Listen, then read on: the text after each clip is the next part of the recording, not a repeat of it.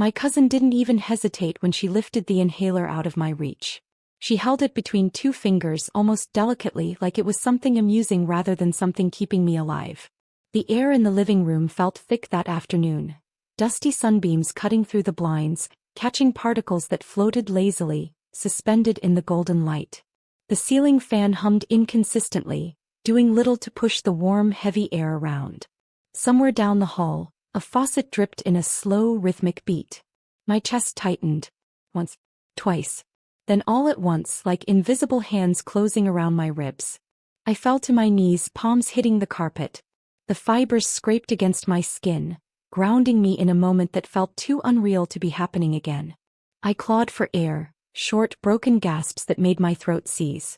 Oxygen felt like glass cutting its way through my lungs. She stepped closer. My cousin crouched just enough so she could tilt her head and look at me, a small smirk curling at the corner of her mouth. Her lip gloss shimmered under the dusty sunlight. Gasp, loser. 2 words. Sharp enough to cut. Cruel enough to echo. Behind her, my family watched from the sofa, arms crossed, eyebrows tense, expressions tight in ways that weren't concern but annoyance. My mother whispered something to my father, and he exhaled as if I were interrupting the peace rather than fighting for breath. That moment, their stillness, their silence, was worse than the attack itself. My name is Mara Collins. I'm 29 years old, and the day my younger cousin held my inhaler away while I suffocated on the living room floor was the day I stopped believing my family would ever protect me. Today in court, everything I thought would stay buried rose into the light. If this resonates with you, share your thoughts. It means more than you know. My vision blurred. My heartbeat thudded unevenly, loud and frantic in my ears. Each gasp of air scraped like sandpaper. I reached out a trembling hand. My cousin leaned back, laughing under her breath. "Come on," she taunted, shaking the inhaler like a toy. "Reach for it." My mother's bracelet jingled when she crossed her legs. "That's enough," she said weakly, but not moving. Not intervening. Not standing. My father didn't even look away from the TV. Another memory drifted in, the kind that arrives during trauma, uninvited but disturbingly clear. I was 11, wheezing outside after running laps at school. My cousin, same age then, snatched my inhaler and played keep away while I tried to focus on breathing. I remember my mother saying later, "You're too sensitive. If you didn't panic, it wouldn't get so bad." Even then, their empathy had been conditional.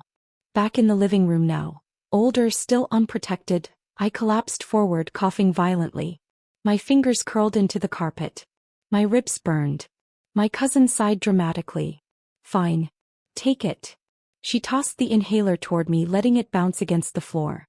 But by then my hands were shaking so violently I couldn't grip it. I don't remember losing consciousness.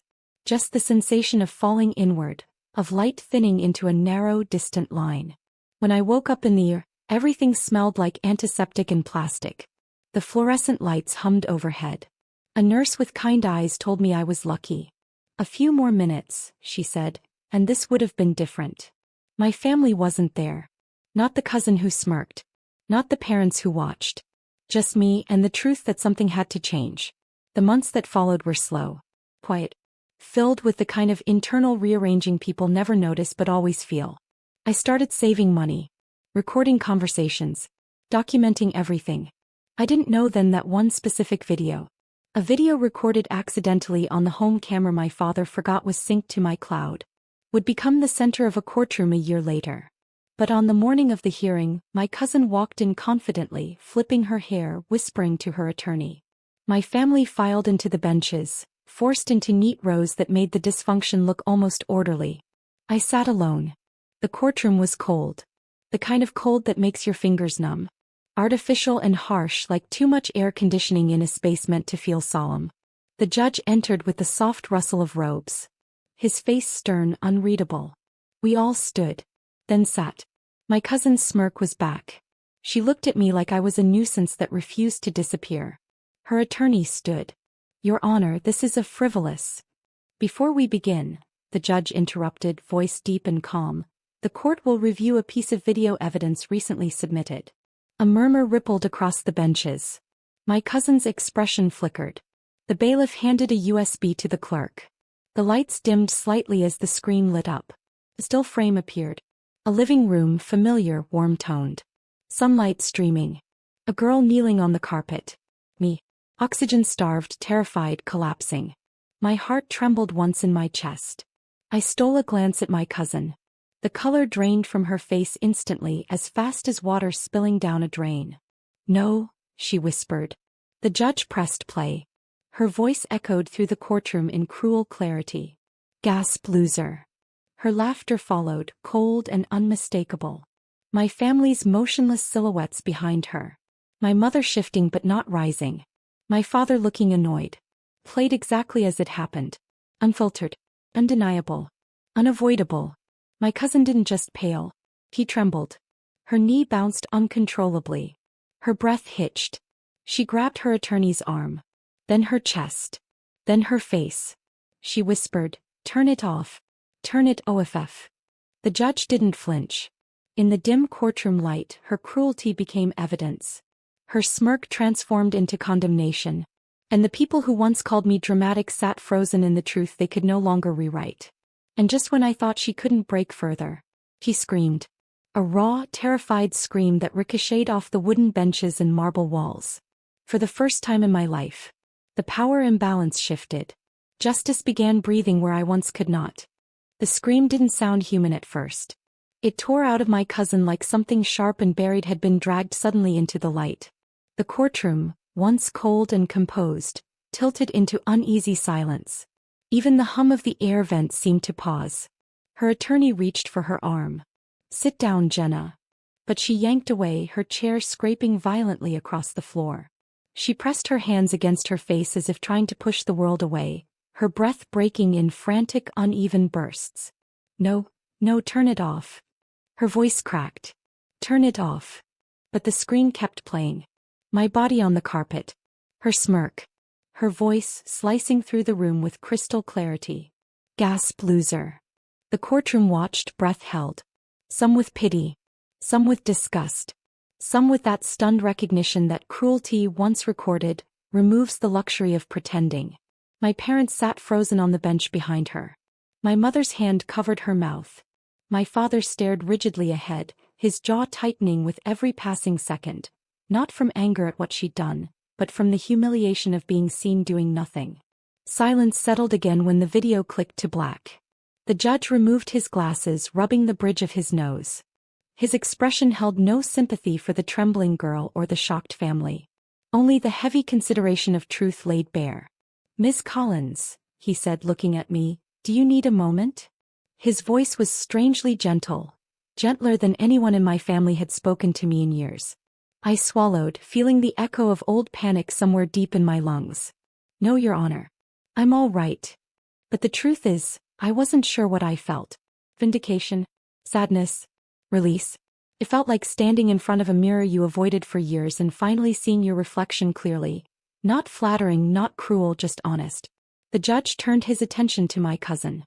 "Miss Hale," he said, voice firm, "you will sit." She stared at him, chest heaving, hair sticking to her damp cheeks.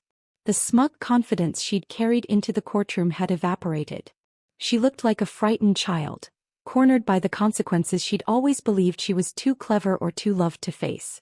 "Sit," he repeated. Slowly, shaking, she lowered herself into the chair. The judge folded his hands on the bench. This court takes assault and reckless endangerment very seriously, especially when there is indisputable evidence. My cousin whimpered. My father stood abruptly. "Your Honor, she's just a kid." The judge's gaze cut straight through him. "She's 22. She knew exactly what she was doing."